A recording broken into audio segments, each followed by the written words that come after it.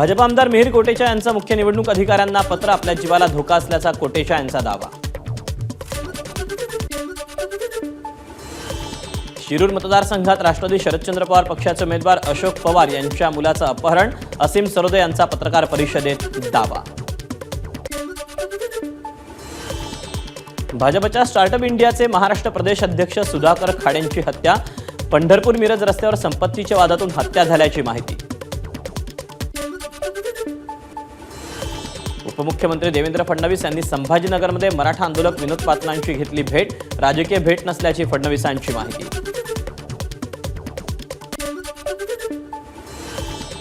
प्रचारात माझा फोटो वापरू नका, श्रीरामपूर मतदारसंघातील शिवसेना उमेदवार भाऊसाहेब कांबळेंना विखेंची तंबी, श्रीरामपूर मतदारसंघात शिवसेना आणि राष्ट्रवादी असे महायुतीचे 2 उमेदवार असल्यानं संभ्रम। मतदानासाठी मतदार यादीत नाव असलेल्या मतदारांना निवडणूक आयोगाच्या छायाचित्र ओळखपत्राव्यतिरिक्त इतर 12 प्रकारची ओळखपत्र ग्राह्य धरली जाणार, निवडणूक आयोगानं स्पष्टीकरण दिलं। पालघर जिल्ह्यात वाडापाली मार्गावर 3,70,00,000ची रोकड जप्त, ड्रायव्हरच्या चौकशी करताना त्रुटी आढळल्यानं रोकड जप्त।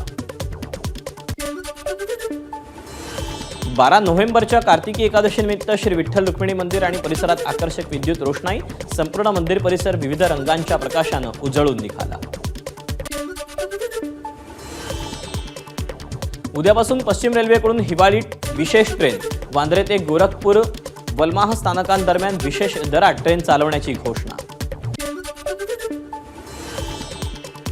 म्हाडाच्या कोकण मंडळाच्या घरांसाठी 4,533 अर्ज, 10 डिसेंबरपर्यंत नागरिकांना ऑनलाईन अर्ज भरता येणार।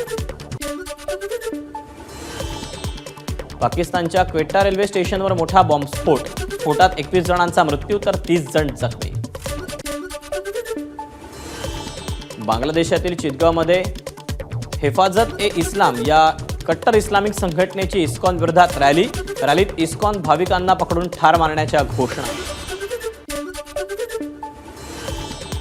झारखंडचे मुख्यमंत्री हेमंत सोरेन यांचे स्वीय सचिव सुनील श्रीवास्तव यांच्या घरावर आयकरचा छापा, सुनील श्रीवास्तव आणि त्यांच्या साथीदारांच्या 17 ठिकाणांवर छापे।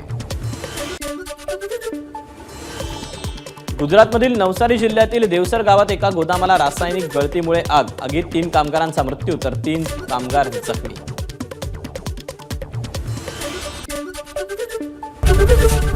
एबीपी माझा, उघडा डोळे बघा नीट।